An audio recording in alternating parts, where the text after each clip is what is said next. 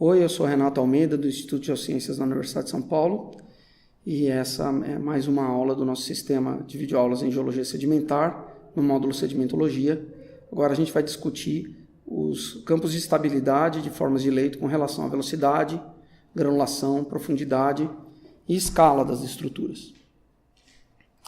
Então, a gente estudou regimes de fluxo e um pouquinho de mecanismos de transporte de partículas, aqui nessa sedimentologia de clastos.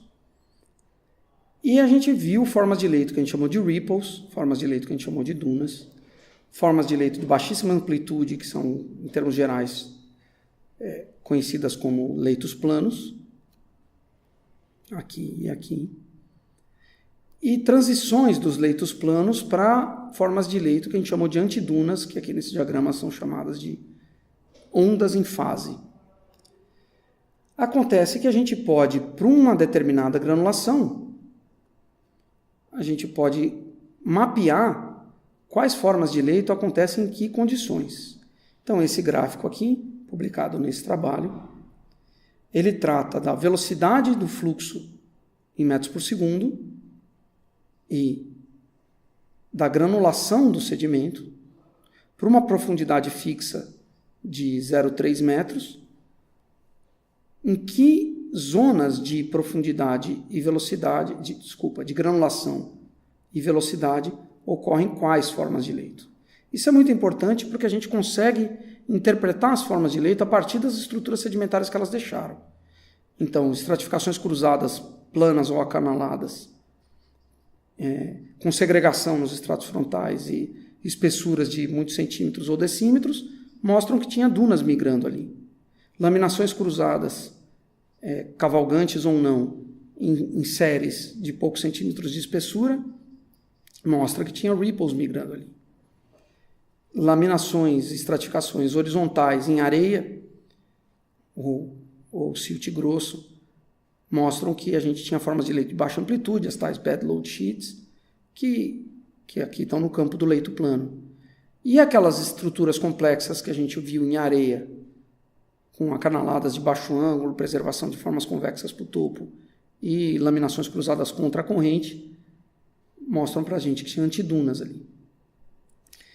Então é possível, a partir das estruturas sedimentares preservadas, em sedimentos com a granulação observável, então você observa a granulação, observa a estrutura sedimentar, interpreta qual era a forma de leito responsável, você consegue reconstituir campos, por exemplo, nesse gráfico de velocidades, por uma profundidade fixa, que a profundidade é bem pequena, né?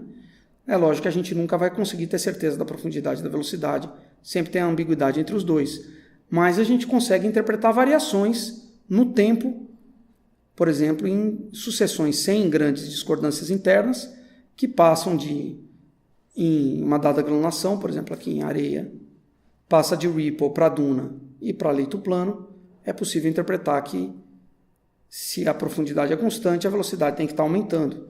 Então, esse tipo de trajetória ajuda a interpretar processos e variações de processos no tempo. Aqui a gente tem dois gráficos diferentes, um para profundidade da água de 30 centímetros, outro para 1 metro, e os limites entre esses campos mudam. Mas, no geral, o que a gente tem? Para granulações pequenas e velocidades pequenas, a gente sai de sem movimento direto para ripple. Então, não está nada se mexendo, se eu ultrapasso o limite de início de movimento para aquela granulação, começa a formar ripples.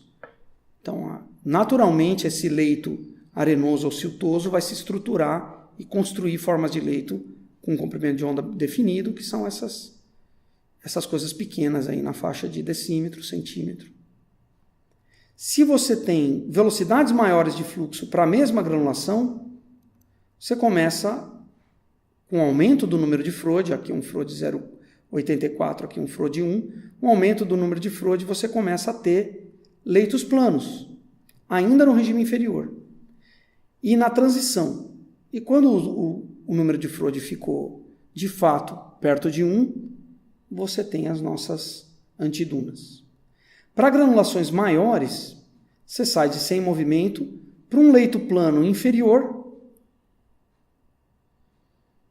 Então, um arenito grosso com laminação horizontal, não necessariamente está aqui com números de Froude alto, ele pode estar com números de Froude baixo, porque isso acontece antes de acontecer dunas. E para uma certa faixa de areias médias e grossas, se inicia com ripples, passa a dunas, para depois ir para os leitos planos e para as antidunas. Então, leito plano aqui para areias grossas e cascalhos, pode estar tanto aqui quanto aqui. Você não vai ter certeza se o número de Froude é baixo ou se o número de Froude é alto. Para uma profundidade maior, esses campos são distorcidos. E a gente tem ainda dunas, mesmo com o número de Froudes muito altos. Isso é interessante. Então, você está no campo de dunas e ainda tem números de Froude altos. E os leitos planos também estão limitados aqui a uma certa faixa, só que antes do número de Froude 1 já tem antiduna para essa profundidade maior. Então, a dependência da profundidade desses diagramas é importante quando você for interpretar. Você não pode pegar um diagrama que foi feito para 25 centímetros e acreditar plenamente que com a sua granulação e aquela estrutura você tem tal de velocidade, porque você não sabe qual era a profundidade. E essas profundidades desses estudos feitos em laboratório normalmente é pequena. Então, a gente pode analisar como varia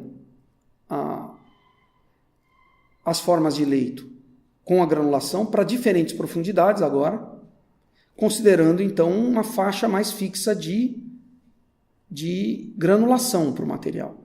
Então, a granulação entre 0,1 e 0,14 é uma faixa de peneiramento, e um aumento da granulação vai fazer mudar as formas, e essas faixas são subparalelas às faixas de profundidade do fluxo, mas não perfeitamente. Então, você passa de sem movimento para ripples,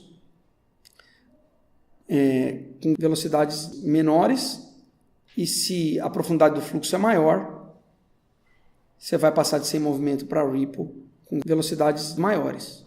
E de ripple para leito plano e para antidunas, quer dizer, o aumento da profundidade inibe as antidunas. Para uma mesma granulação, você tem para uma mesma velocidade aqui embaixo, profundidades menores você tem antidunas, profundidades maiores tem leitos planos. Isso é uma questão importante de se ressaltar.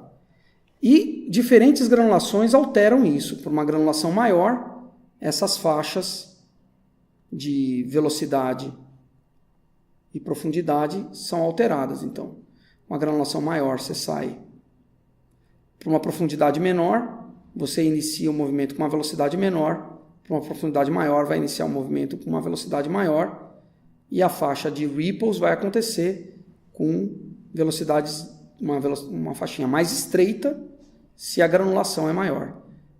E se a granulação é maior ainda, você não forma ripples. A gente já viu isso no outro gráfico, né? Você forma um leito plano originalmente, passa para dunas e depois para a transição, mas também isso varia com a profundidade. E note que, apesar desse efeito bem marcado aqui, essa grande diferença, o range de profundidades aqui não é muito grande, vai só até 1 metro. Canais naturais têm profundidades muito maiores do que isso, né? Outra questão que a gente pode discutir é como varia o tamanho das formas de leito com diferentes campos, com diferentes controles, né? Então, de novo, aqui é a velocidade e aqui é a profundidade. A gente tem ripples nesse canto, é a mesma coisa, e dunas aqui. Mas um aumento da profundidade parece implicar num aumento do comprimento de onda das formas. Meio metro, 1 metro, 2 metros, 4 metros. Isso foi feito em laboratório. Aqui a variação é da granulação com a velocidade, e também para uma mesma velocidade, uma granulação maior tende a ter uma forma de leito com comprimento de onda maior. A altura das dunas segue um padrão muito parecido. Então, dunas para uma mesma profundidade, para uma mesma velocidade, dunas a profundidades cada vez maiores têm alturas cada vez maiores, e para uma mesma velocidade, dunas com granulação cada vez maior tendem a ter alturas cada vez menores. Isso é uma tendência que, quando a gente lê nos livros, pode dar a entender que é sempre isso que acontece. Numa situação real, aqui são profundidades e alturas de duna medidas para dunas observadas no leito de rios grandes na Amazônia, e aí o range de profundidades é bem grande, né? Isso aqui é em metros, vai até 70 metros. A gente vê que tem uma dispersão muito grande, tem muitos tamanhos diferentes de dunas a todas as profundidades. Então, dunas de 1 metro de altura ocorrem em todas as profundidades. Mas o tamanho máximo dessas formas de leito é nitidamente controlado pela profundidade. Então, se esses gráficos aqui fossem de tamanho máximo, a gente podia dizer que nos casos naturais isso também acontece. Mas dizer que pelo tamanho da duna você consegue reconstituir a profundidade não é uma coisa que dê para acreditar, só pelo tamanho máximo, que é esse limite externo aqui dessa faixa de ocorrências. Da mesma forma, quando você tem dunas compostas, você tem uma altura para a duna maior e uma altura para a duna que se associa a essa duna maior, que está sobre a duna maior. Então aqui a gente tem dunas simples aqui e dunas compostas em azul, mas as dunas que estão sobrepostas às compostas não estão representadas aqui.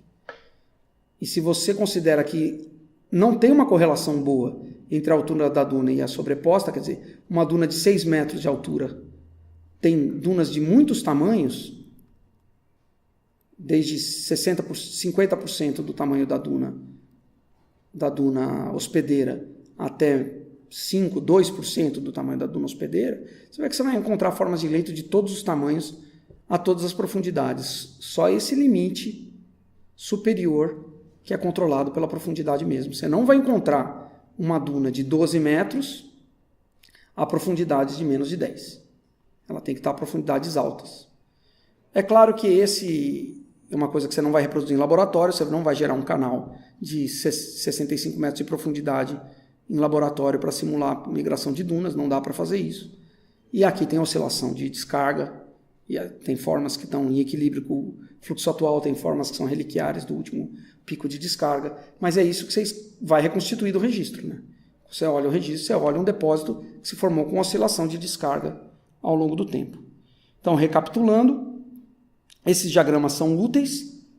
O mais útil é perceber que ripples têm até uma certa faixa de granulação, faixas maiores têm dunas, existe uma transição entre as duas, existe um leito plano em números de Froude baixos, com granulações maiores, e depois um leito plano com número de Froude alto, e para granulações menores só tem o alto. Então, areias finas, muito finas, com laminação ou estratificação horizontal e lineação de corrente, primária de corrente, estão aqui nos números de Froude alto, não necessariamente no fim do inferior, talvez no início do superior, essas coisas variam.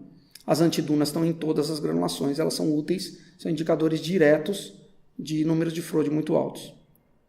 E a gente consegue, num depósito que passa gradualmente por diferentes granulações com diferentes estruturas, a gente pode reconstituir com pontos trajetórias de variação da corrente ou da profundidade.